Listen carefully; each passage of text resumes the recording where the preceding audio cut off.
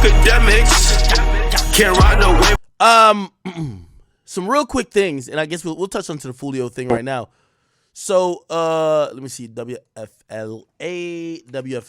now, they have a YouTube channel. So there is reports coming out, or at least, you know,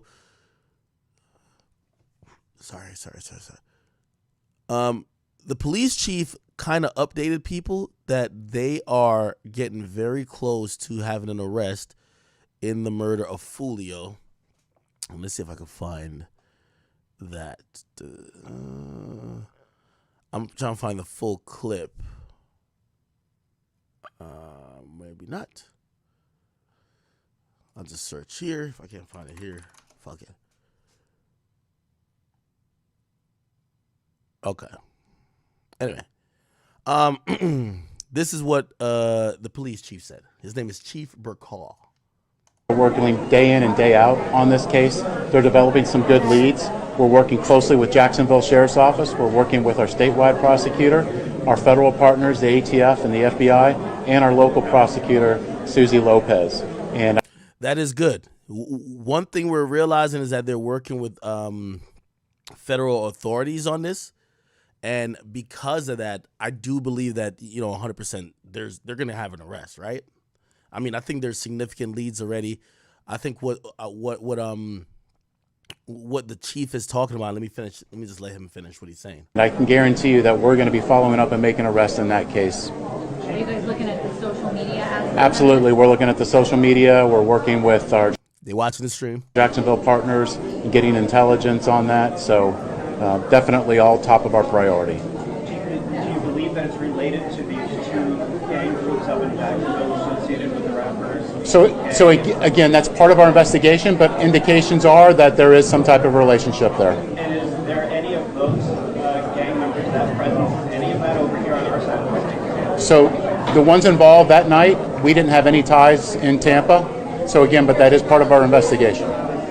We're working day in and Yeah, I'm going to be honest with you. I was actually surprised that the chief said even this.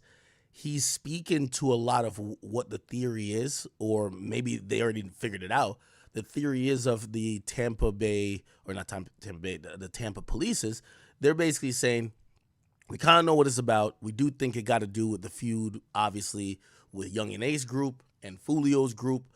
And he basically almost says, we didn't really know of any ties to the people in Tampa because those guys live in Jacksonville, which is about like 3 hours away. But they're seemingly saying it's part of that war. So it doesn't look like Foolio had beef with somebody else in Tampa and they killed him. It feels like they're saying it was those particular guys who actually did it, right? It's kind of interesting.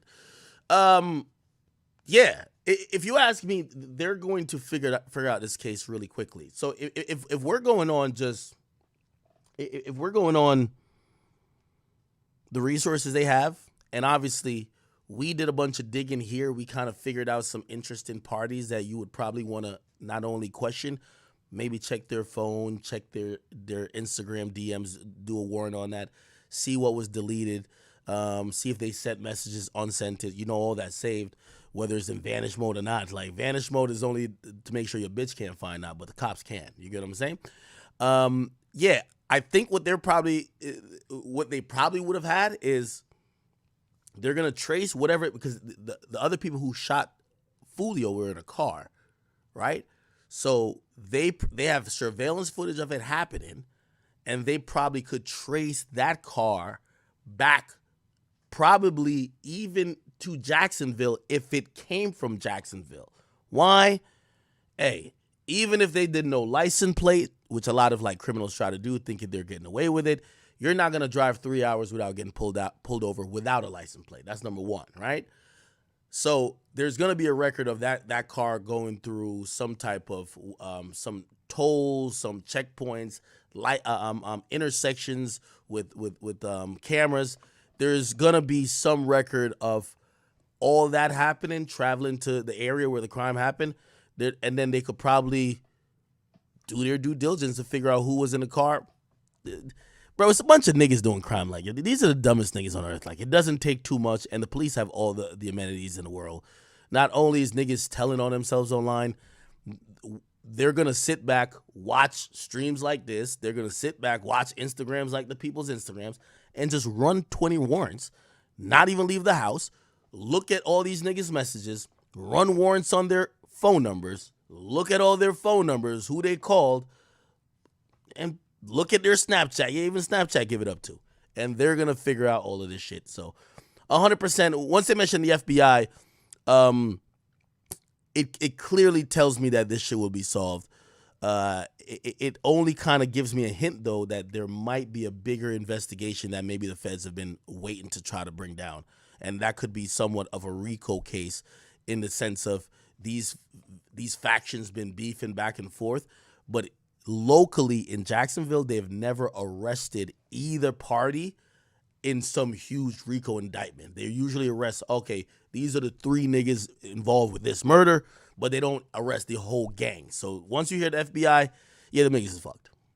But let me ask y'all a question. And by the way, I'm not here to speak to if you know, I see some people saying Foolio wanted to die. Maybe he did. I don't know. Like, you know, again, the way he was moving, the stuff he's already put out in the air wasn't the best, wasn't the smartest. But I think in most of these cases, I've always said most of these niggas are really dumb. This is trading lives, right? So I imagine the people who killed Foolio, whether they knew it or not, they traded their life for his, right? And that's what a lot of revenge crime is. Maybe not in Chicago, because, you know what I mean, only in Chicago could you go on a kill spree like you could go on a kill streak like Vaughn. Like you kill 7 people and still nobody catches you. Like, Jesus Christ. Like, that's crazy. In most places, when you kill somebody, they eventually catch you, right? And you don't usually get to kill other people. So I usually look at these retaliatory shootings or killings as, okay, you just traded your life in a jail cell to get that person off earth. And maybe that's a good compromise. But, you know, it's never, oh, okay, you get off scotch-free. So the guys who did this, they're all going to go to jail for life. Same with X. Those guys with X traded their life for his. That's kind of how it goes, and it's kind of unfortunate. Somebody said, what the fuck am I talking about? The niggas who killed Foolio are going to go to jail for life. Like, stop acting like... Yo, there's nobody getting... Bro, if I could solve a fucking murder on a stream, you think the fucking police force and the FBI can't solve it, motherfucker? They're going to get caught. They're going to go to jail for life. They're going to get convicted. These niggas are dumb and broke. They don't got no money for no lawyer. Trust me, they're getting railroaded. They're getting 60 years. So what I'm saying is, if you killed your op, even if your op was clowning you about your other dead people, and you killed your op, you traded his life for yours. That's how it goes. He goes to hell, and you go to jail. That's how it goes. Why y'all so confused? Y'all are confused like, nigga, this is... I look at most of this. Most of these criminals aren't smart enough to get away with it, or they're not doing the crime in a district or a precinct like Chicago, where the police is so overwhelmed and all their witnesses get killed before anybody could even cooperate, that they just have a bunch of cold cases. The majority of places in the United States, they capture the person who do the killing. So I'm saying the guys, let me not explain it again. It's only stupid people asking that. Okay. All right, man. Speaking about